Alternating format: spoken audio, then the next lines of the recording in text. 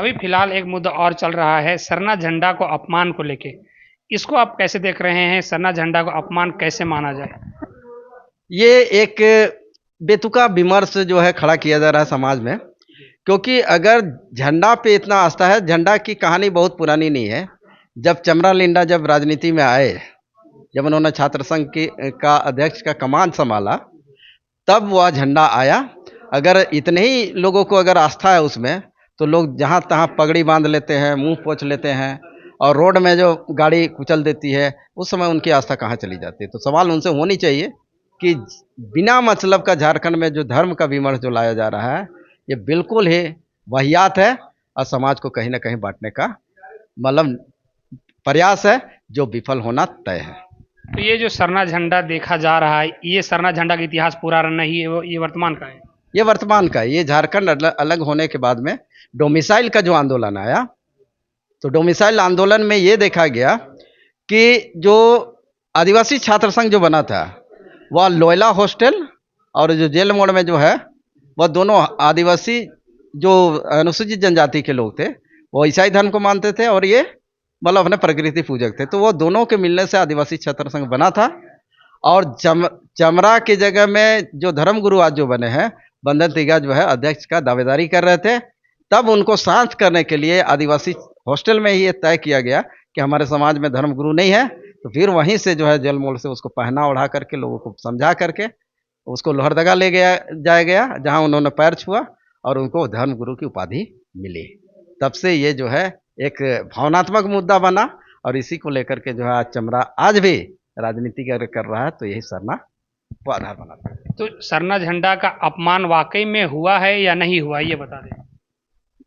ये सरना झंडा का अपमान हम नहीं कहेंगे, क्योंकि अगर जिनकी आस्था है, अगर आस्था में अगर चोट पहुंचती है, तो बिल्कुल ही अपमान है। लेकिन ये जो झंडा है, तो झंडा का अपमान उस समय कहाँ चला जाता है, जब लोग सड़क पर लगाते हैं और उसको गाड़ियाँ या तो बैल या तो जो भी जानवर उसमें गंदा कर देती है या पैर लगता है, तो उस समय जो लोग आज आस्था दिखला रहे हैं, उनकी आस्था कहाँ चली जाती है। अच्छा, एक बात और बता दीजिए, जो सरना झंडा है उसको कौन लगा सकता है, ये बता दीजिए। क्या सिर्फ सरना धर्म मानने वाले ही लगा सकते हैं या फिर उसका इस्तेमाल कोई भी कर सकता है? जैसा कि लोग अभी कह रहे हैं कि ये एक मतलब धार्मिक पहचान बन चुका है। क्या कि जैसा इतिहास होता है कि जो चीज़ लोग देखते हैं वही इतिहास बन जाता है।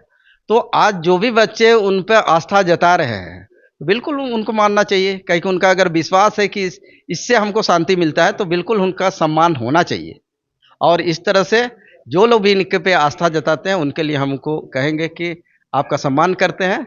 लेकिन इसकी जो इतिहास है वो बहुत पुरानी नहीं है, क्योंकि हमारे पूर्वज जब भी लड़े, तो वह जल जंगल जमीन के लिए लड़े, ना कि धर्म के लिए लड़े। तो धर्म का विमर्श ही जो है बेतुका है और विवादित है, और इसी विवाद को उत्पन्न करके जो है हमारे संसाधनों को लूटने का मतलब प्रयास किया जा रहा है, जो कि निरर्थक है।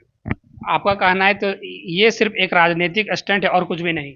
बिल्कुल, क्योंकि यही धर्म आज देश में राजनीति क्या है, एक कह रहा है मंदिर बनाओ, दूसरा कह रहा है मस्जिद बनाओ।